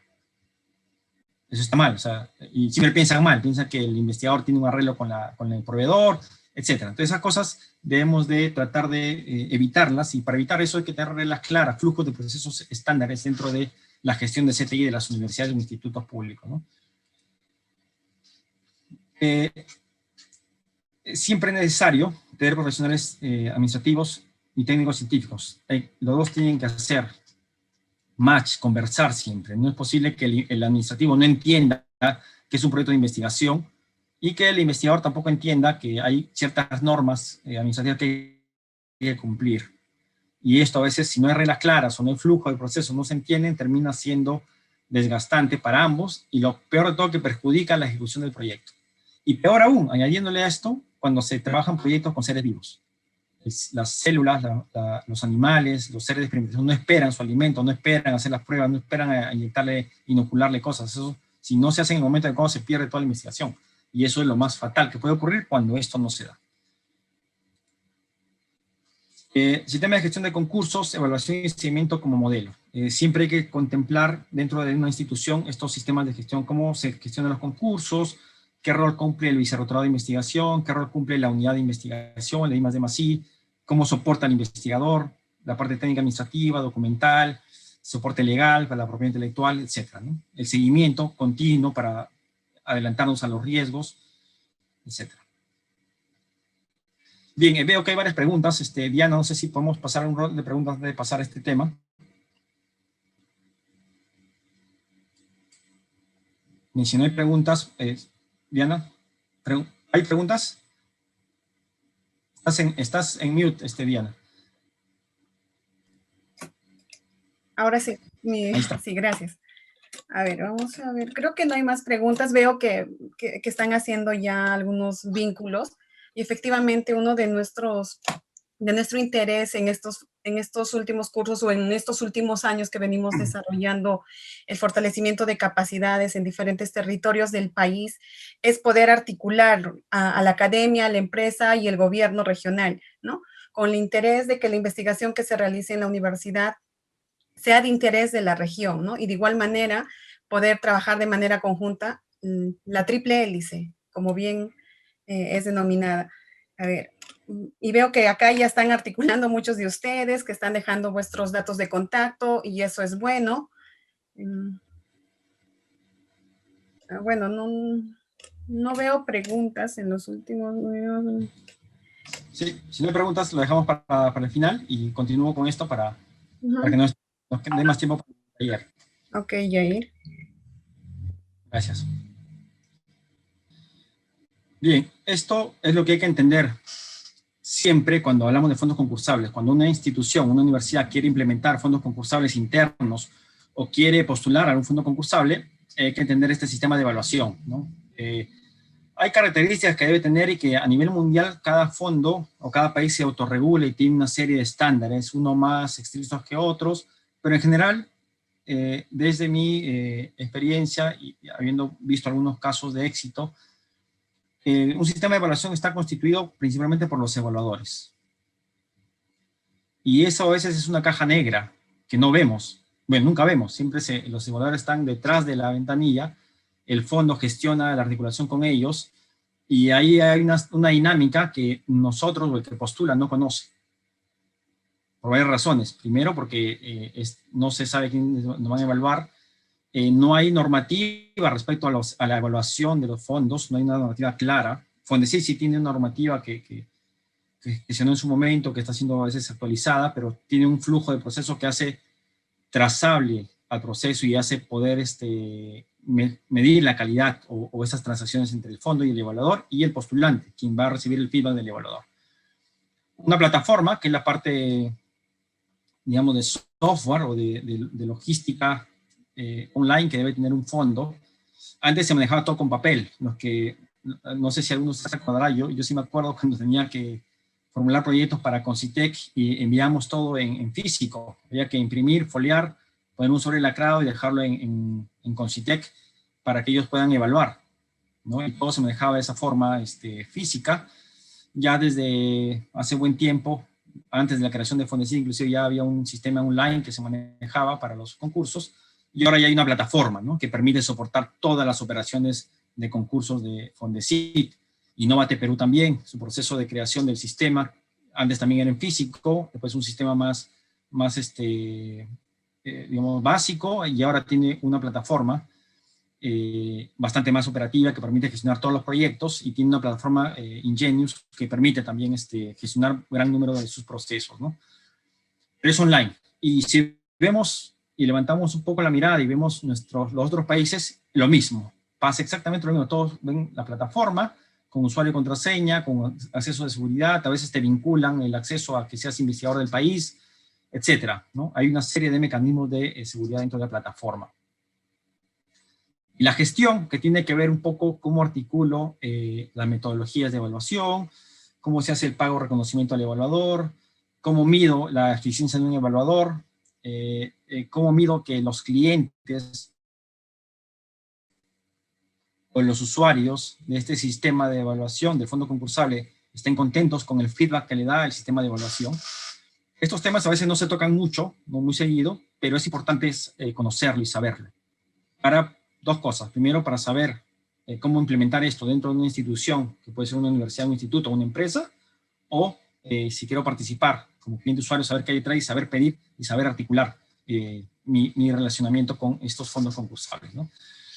Entonces, en caso de evaluadores, hay que ver cuántos evaluadores externos contamos, cuántos internos, o sea, cuántos peruanos, cuántos de afuera, qué experiencia le pido yo al evaluador, que sea evaluador previamente, que sea con grado de doctor, que hable español, o que hable inglés, o que dependerá de los proyectos que voy a recibir.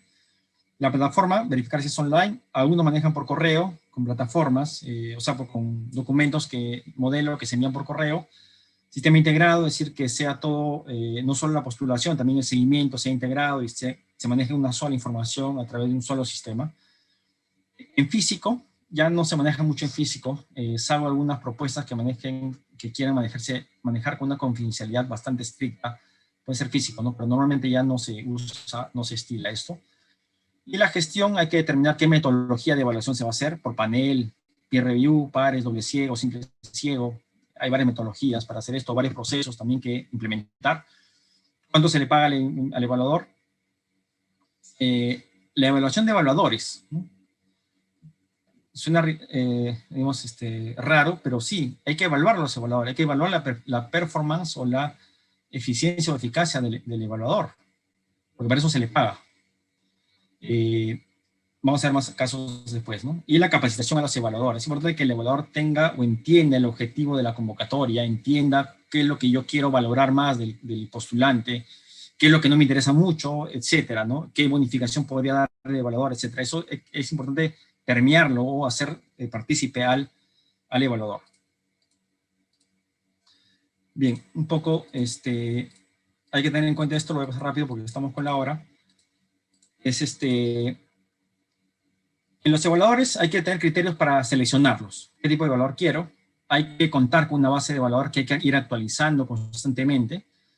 Una base nacionales, una base internacionales. Hay que estandarizar criterios de la evaluación. Esto es algo que tanto Innovate como Fondesit, el PENIPA, también tienen en sus bases, publican las normas de evaluación, cómo se evalúa el proyecto, qué es lo que el evaluador va a ver finalmente.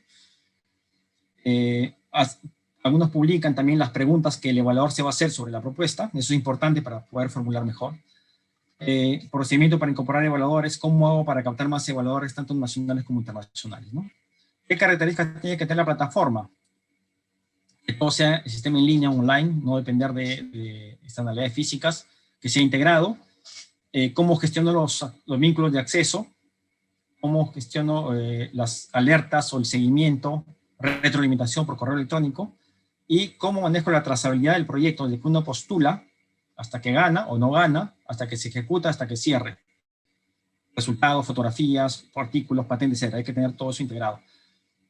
Y que permita transparencia y facilidad, ¿no? Sobre todo transparencia, que todo esté integrado y que no haya el menor indicio de que algo raro se está ocurriendo en la evaluación de los proyectos. Finalmente, la gestión, hay varias metodologías, como dijimos, peer review, panel, hay entrevistas también a veces, pitch, que se hacen a veces con los emprendimientos, exposición también, hay que ver si es un solo evaluador, 2 evaluadores, 3, 4, panel, etc. Reconocimiento al evaluador puede ser dinerario, o sea, se le paga o no dinerario. Acá, por ejemplo, en Uruguay, no se pagan los evaluadores, por ejemplo, digamos, el Uruguay tiene el símil de acá al Regina, ¿no? O al Renacid, perdón, antes Regina. El Renacid lo que hace es, tú por ser investigador acreditado, tienes la obligación de evaluar los proyectos del fondo concursable, que yo te doy, y te obligo por ley, por norma, a que evalúes entre 2 a 5 proyectos al año. Y no se te paga por eso, pero sí se te da un reconocimiento, un diploma, un reconocimiento de ese tipo, y además empiezas a sumar puntos para tu ratificación como investigador en la siguiente etapa de evaluación o ratificación. ¿Qué hace Colombia, por ejemplo? Tienen lo mismo que Uruguay, no les pagan a los evaluadores, pero, y como incentivo, lo que hacen es, hacen un evento o tienen un fondo para mandar a estos evaluadores a eventos fuera, ¿no? De presentación de pósters, encuentros regionales, etcétera, de finanzas del pasaje, los viáticos, y ese es el incentivo que tienen los evaluadores por haber participado en el proceso de evaluación dentro del fondo, ¿no? ¿Qué más como parte de la gestión? La capacitación de evaluadores. Es importante que el evaluador sepa a qué apunta el instrumento. ¿Por qué es importante esto? Porque cuando uno manda una propuesta o manda una propuesta a evaluar, o varias propuestas a evaluar, varios evaluadores, por más que sean doctores o especialistas en el tema, el nivel de subjetividad existe, va a existir. Entonces, lo que se quiere con un fondo concursable es que el evaluador A tenga los mismos criterios, con la menor subjetividad posible, que el evaluador B. Entonces, y es por eso que a veces cuando uno recibe el feedback del evaluador, y hay más de 2 evaluadores, ve un evaluador, le pone 5 de puntaje y el otro 1, 0, ¿no? Revisa los comentarios y encuentra cierta dicotomía, ¿no? Eso, para evitar eso o mitigar eso, es importante la capacitación o las guías de evaluación para los evaluadores. Eso vamos a rápido. Evaluación de la evaluación, ya hay que ver la performance del evaluador. Si un evaluador, digamos, hace mal su trabajo, hay que revisarlo siempre, llamarle la atención, tener esos mecanismos. Analizar criterios, ya lo vimos. Ética y conflicto de interés. Siempre es importante tener esa cláusula, que el evaluador declare si tiene un conflicto cuando reciba un proyecto. Conoce al postulante, ha publicado con el postulante, tiene una empresa con el postulante, o tuvo un conflicto con el postulante. En algunos fondos, inclusive el propio investigador que propone la propuesta menciona qué conflictos tiene con algunos pares de su sector, ¿no? Para que pongan aviso al fondo que no llamen a evaluar a esa persona, porque hay un conflicto negativo. Esto voy a pasar rápido. Básicamente es en 2017 la cantidad de evaluadores que tenía Fondesit. Había 829 evaluadores, tanto de DINA, en ese tiempo DINA, y por ciencias, CONACYT y ANI, y otros de otros países también, ¿no? Es un poco es 2017, no he podido encontrar esta información, no se publica, así que tengo el acceso a esta información, que es la que comparto con ustedes. No hay información actualizada hasta el 2020 o 2019, ¿no? Esto básicamente, el 26% de evaluadores en ese año, y hasta el 2018, aprox, eran con grado de maestría, y el 74% tenía grado de doctor, de los evaluadores de Fondesit. Es un poco la residencia de los evaluadores. Perú era casi 47%, Uruguay, México, Colombia, Costa Rica, Venezuela, España y otros países, ¿no? Ahí pueden ver la parte. Esta presentación igual se va a ser compartida con ustedes para que tengan el detalle de esto. Ya, pero no quiero explayarme más en esto. Esto es importante, que es el promedio de evaluadores, ¿no? ¿Cuántas propuestas en promedio evaluaba un evaluador por concurso, ¿no? Ahí estoy, más o menos era entre 1,5, casi 2. O sea, un evaluador está involucrado en la evaluación de 2 proyectos, un promedio. Y el total, este acá es el que L'Oreal, que era un concurso de una premiación, pero más o menos un evaluador está involucrado en la evaluación de 3 proyectos, al menos, en el caso de Fondesit. Esto es importante porque involucra la carga que tiene un evaluador, ¿no? Por género, digamos, siempre el predominante varones. Creo que ahora sí ha cambiado esto, ha habido varias acciones, actividades de CONCETEC para cambiar este ratio. Me parece que sí ha sido cambiado, en cuestión de revisar la data. El pago de evaluadores, esto está publicado también, lo que he hecho yo es extraerlo. Más o menos un evaluador se le paga 450 soles por un proyecto extenso, y de ahí se tiene 200 soles, 450, etcétera. Pueden ver ahí. Por panel se paga 1.750 porque entran varios proyectos. Y es que esto ha cambiado, lógicamente, nuevos instrumentos de financiamiento, obliga a cambiar un poco el esquema de pago también y retribución, para que el trabajo sea más eficiente y cuando el fondo lo decida, ¿no? Y no estar esperando, digamos, el tiempo libre que tenga el evaluador. Esto lo voy a pasar rápido, ya estamos con poco tiempo. Lo voy a pasar rápido. El tema de Fondesit, como los procesos que tiene. Esto es importante. El ejemplo de NIH de Estados Unidos tiene toda una reglamentación y procesos bien claros y específicos para todos sus fondos. Cómo se evalúa, quién evalúa, qué pasa cuando hay conflicto, qué función cumple el panel, la revisión, etcétera. Cómo hacer apelaciones, etcétera. Tiene bastante información de cómo se gestionan los fondos concursables en Estados Unidos para el tema de salud, ¿no? Los Institutos Nacionales de Salud. Peer review, acá te dicen cómo, cuál es la función del peer review, cómo tienen que evaluar el peer review, cómo hacer su resumen de evaluación, las apelaciones que tienen, el segundo nivel del directorio, el panel, etcétera. Hay una serie de instrumentos acá que los invito a que lo revisen y un poco a ver cómo se puede esto implementar en sus distintas instituciones, ¿no? Esto acá es la Academia de Finlandia, tienen este proceso. El postulante envía, un revisor científico revisa el proceso de aplicación. Esto pasa a revisión científica por pares internacionales y panel de expertos. Después de eso, el comité científico prioriza y finalmente inician el proyecto, ¿no? Pero detrás de todo esto está normado, hay normas para todo. Uno revisa acá y puede encontrar toda la información al respecto. Bien, para terminar, vamos a hacer tres preguntas rápidas, una por una. Vamos primero, si me ayudan con el poll, primero, ¿qué es esto? en unos momentos le debe salir el poll ahí, la encuesta online del Zoom, para que vayan respondiendo, por favor. Bien, allá ya está parando, ya está menos interacción. Bien, ahí veo que hay una mayor predominancia de respuesta respecto para postular a un fondo concursal se requiere una buena idea. En segundo lugar está decisión de quién va a postular y el equipo técnico. Y en cuarto lugar está autorización de la institución. Sin embargo, digamos, igual que ayer, no hay una respuesta errónea, ¿no? Porque cada institución puede dar sus propios requisitos. Lo que sí es cierto es que en una universidad o una institución, inclusive en una empresa, sobre todo en instituciones de investigación, esto está dado por descontado. El equipo técnico, no me queda duda que en la universidad hay equipo técnico suficiente para soportar distintos proyectos o líneas de investigación.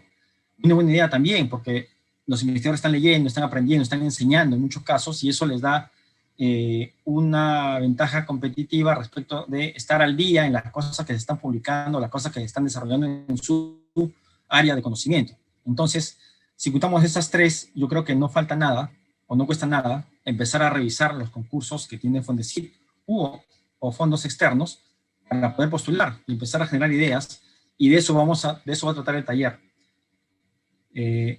Vamos a la siguiente pregunta. No sé si ven en pantalla. Esta pregunta es: ¿todo investigador es un buen formulador de proyectos?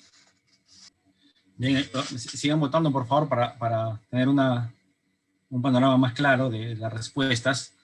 Y como pueden ver ahí, un porcentaje alto, 60% de ustedes considera que un investigador no es un buen formulador, ¿no? Otros que sí, y quizá, ¿no? Depende de algunas cosas. Y lo cierto es que no es que seas un buen formulador o mal formulador. Ahora, la función de un investigador es posiblemente sea postular a fondos concursales porque es parte de su día a día y lo que le da respiro para poder adquirir equipos, para poder publicar, para poder colaborar con otros investigadores o proponer soluciones innovadoras o de desarrollo. Y sí, y es por eso que existe también un mercado de formuladores de proyectos, y es por eso que las universidades tienen dentro de su equipo unidades de apoyo para la formulación del proyecto, que revisan cosas que tienen que ver con las bases del concurso, que revisan también un poco la estructura y la coherencia de la propuesta, y que esa propuesta responda a los objetivos del fondo concursable. Digamos, cada universidad tiene su propia jerarquía, y ya ha empezado a ser dinámico este tema, ¿no? Hay proyectos, unidades de formulación bastante poderosas o potentes. Dentro de universidades también hay agentes externos o privados que hacen este tipo de formulación o de vinculación entre la universidad y la empresa cuando son fondos de innovación, etcétera, ¿no? Lo que hay que hacer acá es que un investigador puede formular el proyecto, pero siempre necesita de una ayuda externa o una visión externa que le pueda dar o le pueda dar un valor agregado a esa propuesta técnica. La parte comercial de repente, la parte que no suene muy técnico, poner un poco el speech un poco más, más suave, más digerible, etcétera. Eso es lo que busca en buena cuenta la función del formulador. Y sí, bueno, las ideas, he visto un comentario en el chat que decía, claro, no todas las ideas son viables, pero de eso se trata el formulador también, buscar información secundaria, darle un enfoque importante al tema, ¿no?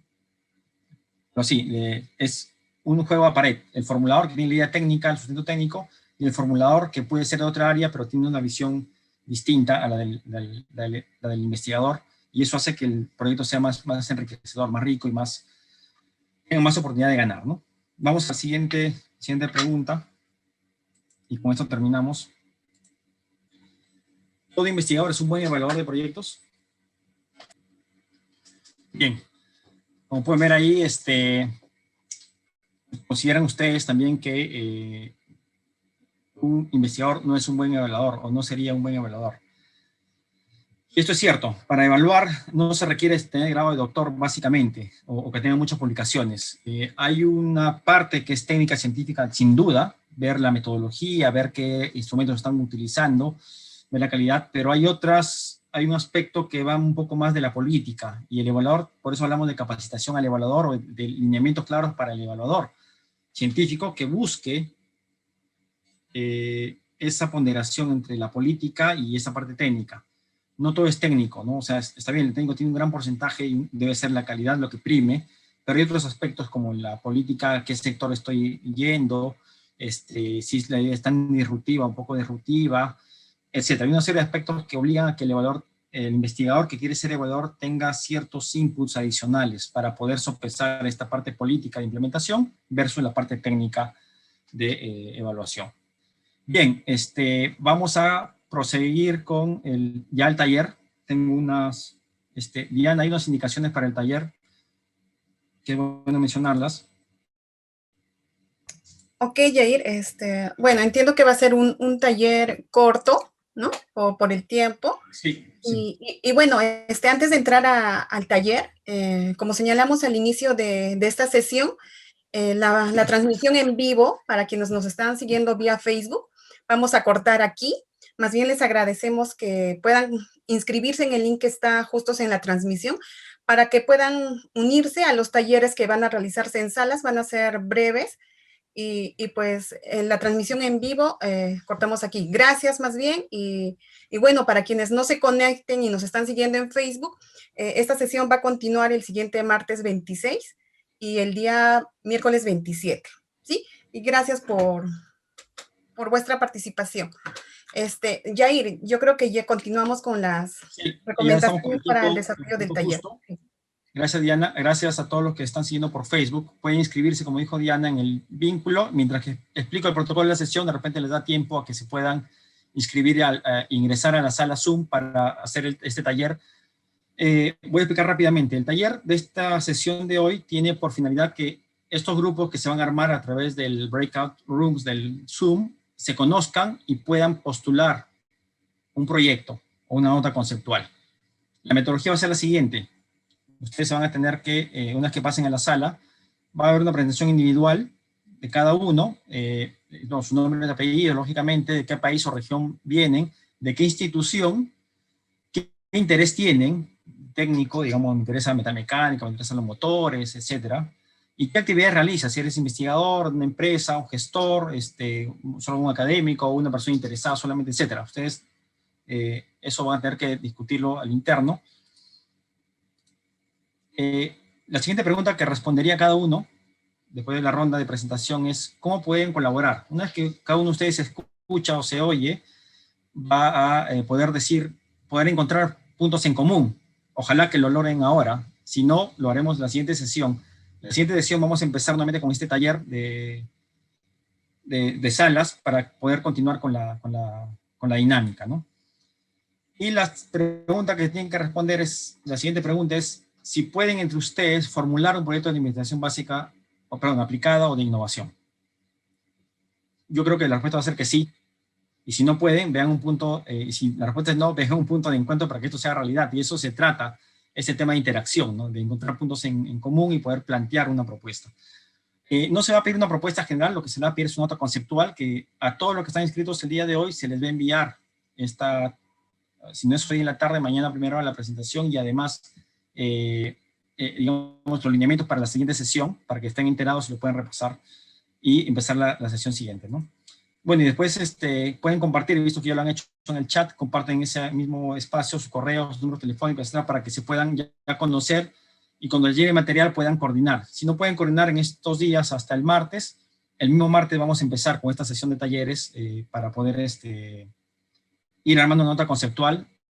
Va a haber ustedes van a tener que, alguien de ustedes, de su grupo va a tener que presentar la nota conceptual y vamos a tener una especie de evaluadores que le van a dar un feedback. Y ese feedback va a ser después hecho a nivel general para que ustedes tengan de buena fuente y en temas reales ese feedback que aplica a cualquier otro proyecto después, ¿no? Errores como el título, claridad, etcétera. Vamos a ver eso también.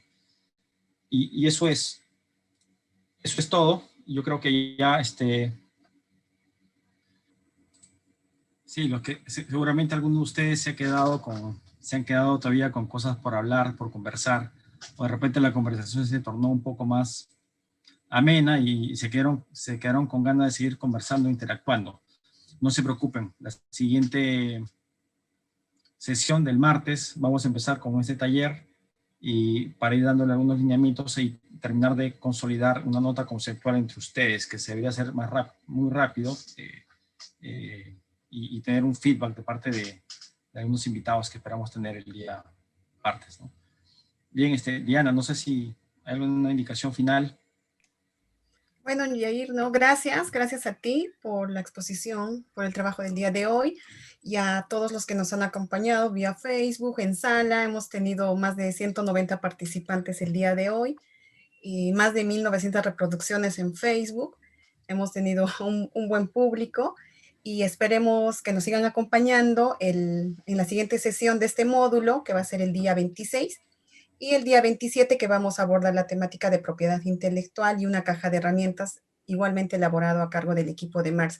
Esperemos estar contribuyendo en el desarrollo profesional de cada uno de ustedes, en la articulación academia, empresa y gobierno del país, para una mejora cada vez más, ¿no?, de cada uno de los territorios de nuestro país.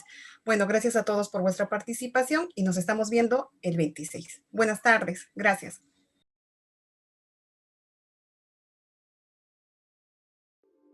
Bicentenario del Perú, 2021.